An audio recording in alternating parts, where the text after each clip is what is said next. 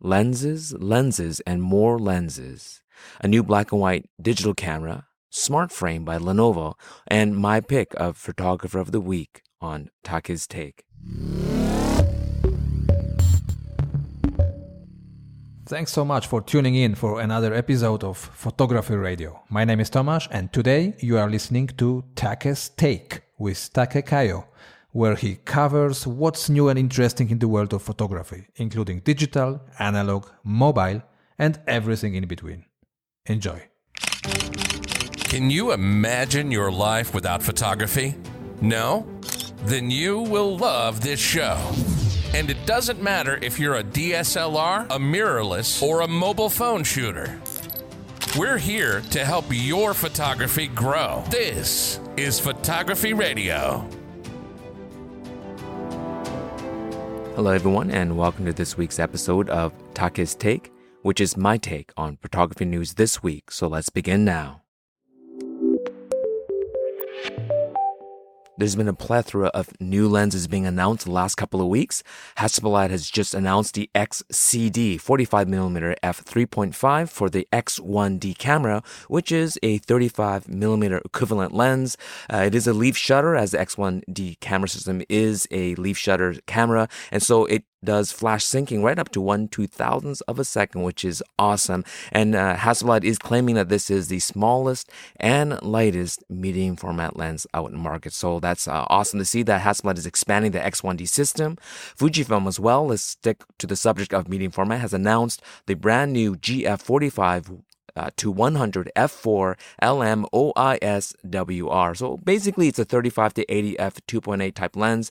It has 5 stops of image stabilization, which is great for medium format, keeping everything stabilized, and that's a great addition to the already existing lenses. But at the same time, Fujifilm announced 2 upcoming lenses in the lens roadmap, the GF30mm f3.5 RWR, so it's a 24mm equivalent, which I always thought they should have come up with before the GF23, but they had the 32 to 64 zoom, so maybe they thought it was too close in focal range. So I'm happy it exists, the GF30. And as well, this is probably something that those of you that are bokeh or shallow depth of field lovers is the GF 80mm f1.7. So that's kind of like a 63mm f1.4 in full frame, and that is the lens to be looking for. People that have the 110mm f2 will probably be looking at this one as well. You get a bit closer working distance, and at the 63mm equivalent, you're going to be able to do a little bit more general photography, not just portraiture. At the same time, Fujifilm announced a very kind of unusual lens. It came out of left field. It's the XC line. So it's the cheaper lenses that they make it's mostly plastic construction and there is no aperture ring, but it's the XC 35mm f2. So no aperture ring, no WR, but it is the actual same lens design that's in the XF 35mm f2. RWR, which I actually am currently using here in Hong Kong, and it has the same optical design but at half the price. So at $199.99, that's a really good deal because the waterproof WR version of this lens is $400. So now Fujifilm has the XF 35 f1.4 at $600, the 35 f2, the Fujicron at $400, and now this XC lens at $200. So if they come out with a 35 NOC, now they're going to have 4 lenses in the same focal length. That's great for Fujifilm. Ricoh announced the HD Pentax 70-210 f4 ED SDM WR lens for $1,100 US. And this seems unusual because Ricoh with their DSLR sales aren't doing so well. And it seems odd that they are now announcing this lens. It's a great focal range at a great size to weight kind of comparison. And many people are saying it looks very familiar to a other third-party brand lens. But it's great that they're coming out with new lenses. But I think what they really need to do is come out with more bodies. Voigtlander announced the Nocton 21mm f1.4 aspherical VM lens for the Leica M mount. There was a previous Sony E mount version of this lens, and it looks like it's only being announced in Japan. And for those of you who don't know, Voigtlander is being produced by Cosina. The name is licensed to Cosina in Japan, so often Japan is kind of infamous for doing Japan-only releases. So it'll sell for $1,350 USD, converted from the 150,000 yen pricing, and that's a little bit more expensive than the Sony E mount version that currently exists at $1,100. So we'll see if this lens does come to North America. As well, Tamron has announced, speaking of third-party lenses, Tamron announced a 20mm f2.8 Di3 OSD macro lens, a 1:2 macro, and this is going to be for Sony E-mount full frame at $350 US, and the shipping will begin at the end of this month. And it seems like more and more manufacturers are creating these kind of odd wide angle with macro, and so you're starting to see that more and more in product photography, which is actually a good thing. It's it's very different than the 50 to 100mm macro type shot. So great on Tamron for coming up with this quite unique lens. Venus Optics, a Chinese manufacturer, has been coming up with some pretty unique lenses, not just cheap knockoff of brand name lenses. They just announced the release of the Laowa branded 12mm T2.9 Cine lens for Canon EF, Sony E, and the Cinema Standard PL mount. Now, this lens covers both full frame as well as the VistaVision size, which is slightly larger than 35mm, with a minimum focus of 18 centimeters or 7 inches and close to zero distortion, which is no small feat considering how wide this lens is. On their website, Venus Optics states that this ultrawide lenses typically have an acceptable distortion percentage of 2 to 4%, which I do concur. So a claim of almost zero distortion is very impressive. And they have sample images on their website, and they do look excellent. As a true cine lens, it has a standard 0.8 mod gears for both aperture and focus rings, as well as a 114mm step ring that is included in the kit to mount movie standard matte boxes. And finally, a very sexy custom Pelican carrying case. Now, to me, the amazing thing about this lens, even with all these features, is at the price point of $1,500 US. And as a comparison, the Canon CNE 14mm T3.1 cinema lens is $4,000. And so we can see that the pricing of these lenses at high quality build as well as really great features is really coming down in price. Even just 5 years ago, having a cine lens under $10,000 was almost unheard of. Another Venus Optics lens announced is the Laowa 4mm f2.8 210-degree circular fisheye. So basically it's uncorrected for the sensor aspect ratio. So the image itself is a circle, and so you'll have to crop it or leave it as is for that circular effect. And it'll be available as Sony E Fujifilm X mount, and it is now available on Venus Optics website for $200 US. Final news from Venus Optics is that they are currently working on their own line of Noct or f.95 lenses that they'll call the Argus line. And this will be a series of lenses with a maximum aperture of f.95. My guess is it'll probably be 28mm, 35mm, 50mm, and maybe 75mm. But maybe they'll surprise us with a 21 and a 90, which would be pretty amazing.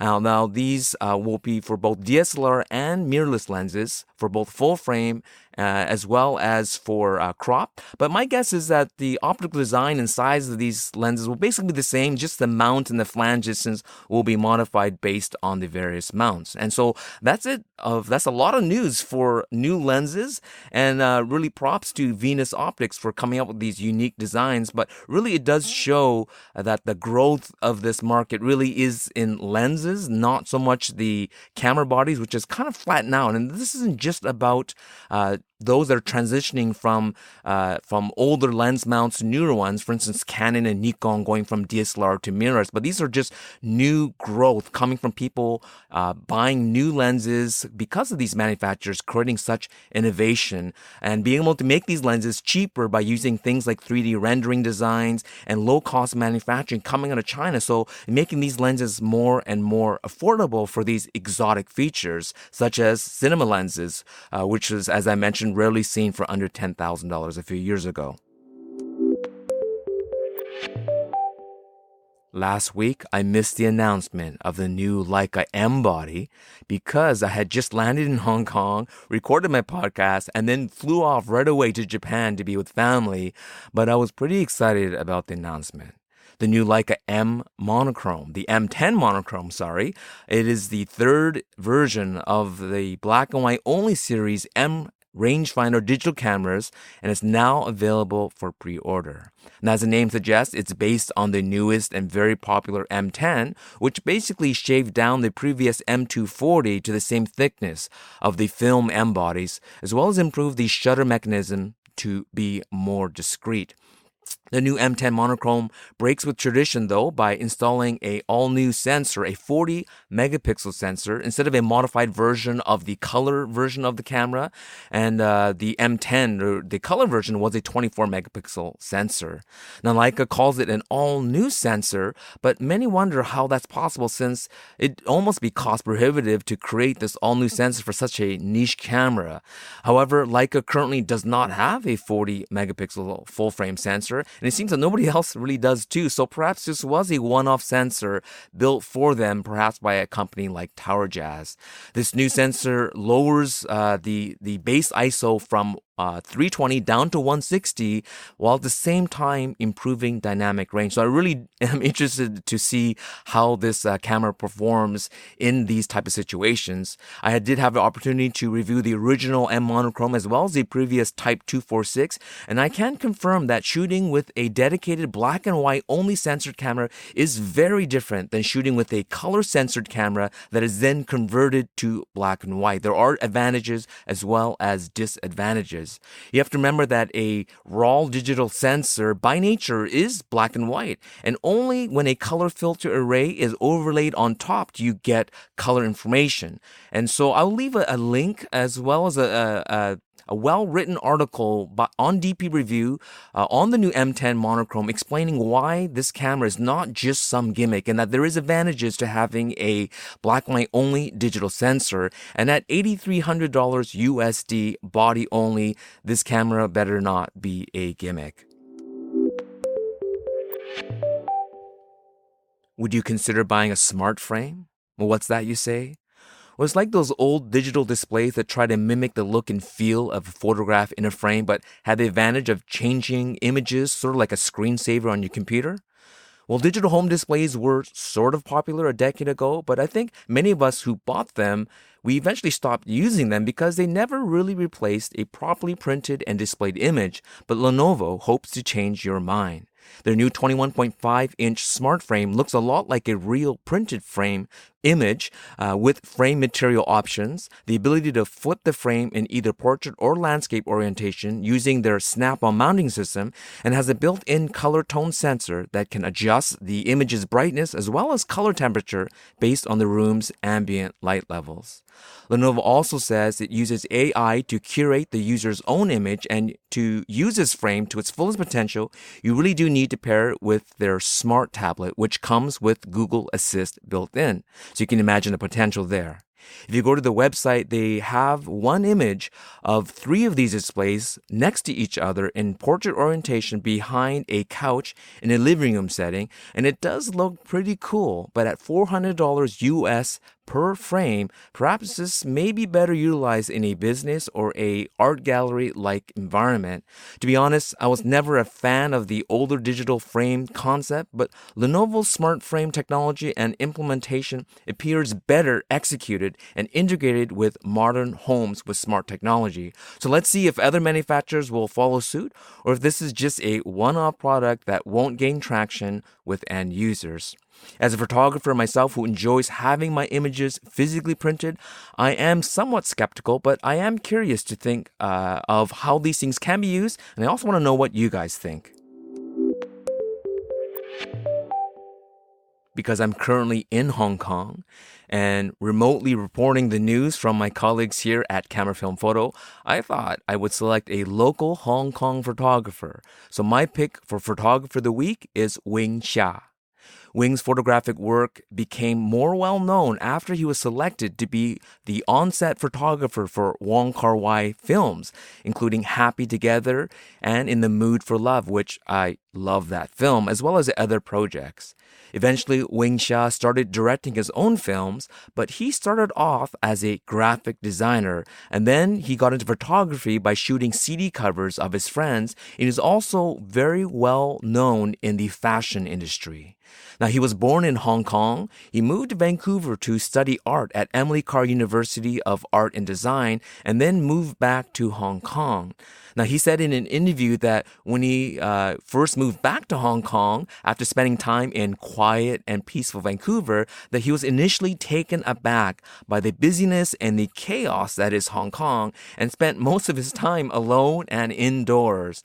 Wing eventually learned to accept the chaos and integrate this into this new freedom that he had discovered into his photography, including neon lights.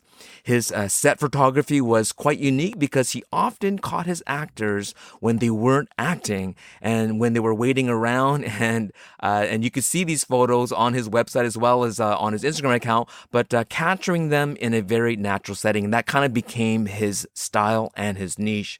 This spontaneity can be seen in his regular photographic work during, they would call it the golden age of Hong Kong cinema, but also his work in the fashion and art world as well.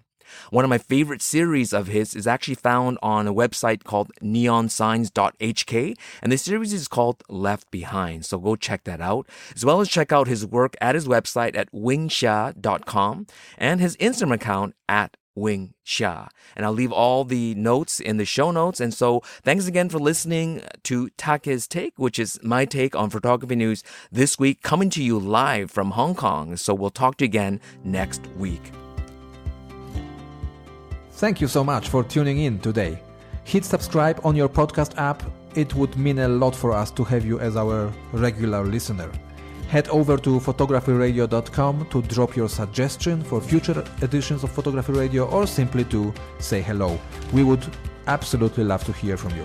In the meantime, have a wonderful night, and we will be back with more photography in your ears very soon.